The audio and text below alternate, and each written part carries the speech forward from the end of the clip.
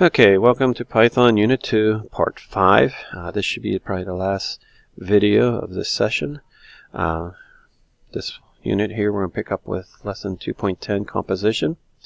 And basically composition is showing how you could take lines of code and condense it into one or two lines of code. Okay, so if you take a look at the screen here, I have response equals input. So I prompt the user to input a radius.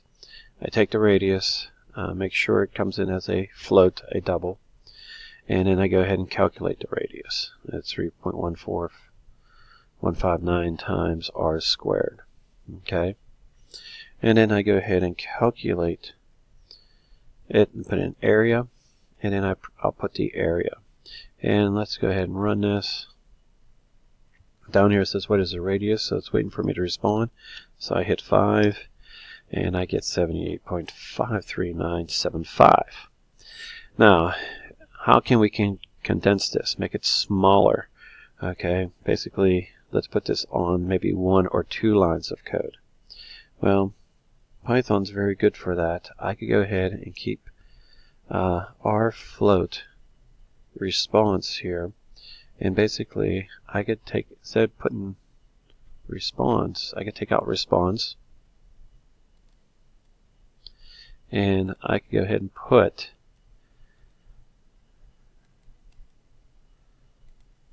that into here.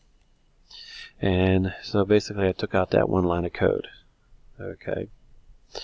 And I can go ahead and do the same thing with the print area.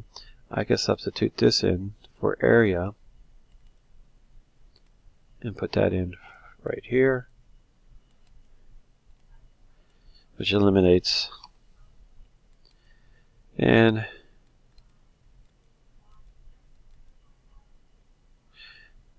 I can go ahead and, what is my radius? I hit 5, and notice I get 78.53975. Okay, but can I condense this even more? So I can keep the print area and take this pi times radius squared. Okay, and I could go ahead and cut this out, and oops, I need to float. So I can put this in for r. Okay. And I think I'm missing a parentheses. Yep. And I can delete that line. And now I put everything in one line of code. So I condensed everything into one line. That's called composition. Okay. And Python's very good with that. Notice what is the radius? 5, and I still get the same answer.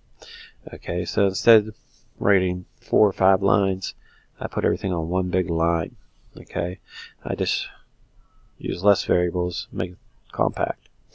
Okay, so as you're getting better with Python, you should be able to take little shortcuts like this and condense it all and do more than one function on a line of code. Okay. Next, we're going to get into modulus. And modulus, we're going to keep the print statement here. And if I go 7 modulus 2, and I go ahead and run that, I get 1. Okay, so if you think about this as 7 divided by 2, and I go ahead and divide 7 divided by 2, I end up with 2 goes into 7 3 times, okay, with the remainder 1.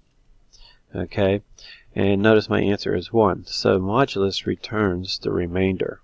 Okay, it doesn't return the 3. Okay, it returns the remainder. If I change this to integer division, if you remember from before, I get to 3. So integer division gives me the integer 3. Modulus gives me the remainder, which is 1. Okay. And that's it for modulus. You just go ahead and divide it, and whatever remains, it returns that. That's all modulus does. Next, we're going to work with random numbers. And we're going to go ahead and import random,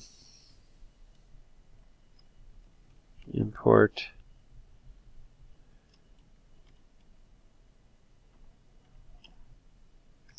randint, and we're going to go x equals randint because we want an integer, and I'm doing 1, 10, and let's just do a print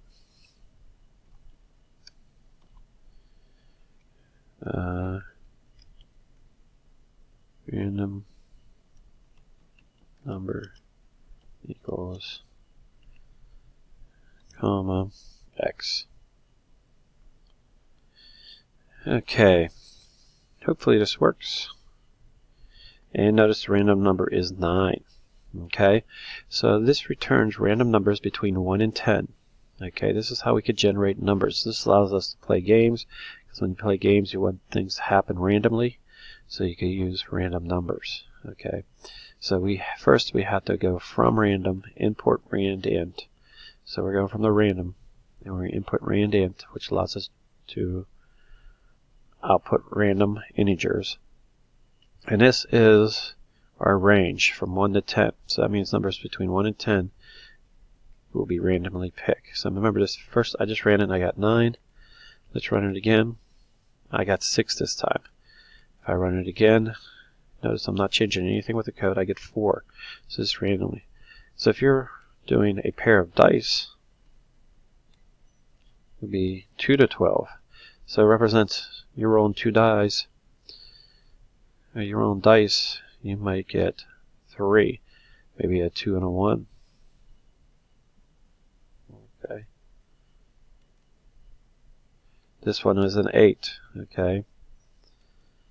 I roll again, I get a 2. I got snake eyes. This time I got a 9. Okay. I got an 8, 5, 12. Okay. So again, I'm generating numbers between 2 and 12. So 2 and 12 actually has the range for random numbers. That wraps up our chapter. Go through the exercises and take your time, do the programs, and do the questions. And if you have any questions, see me after school. Have a nice day.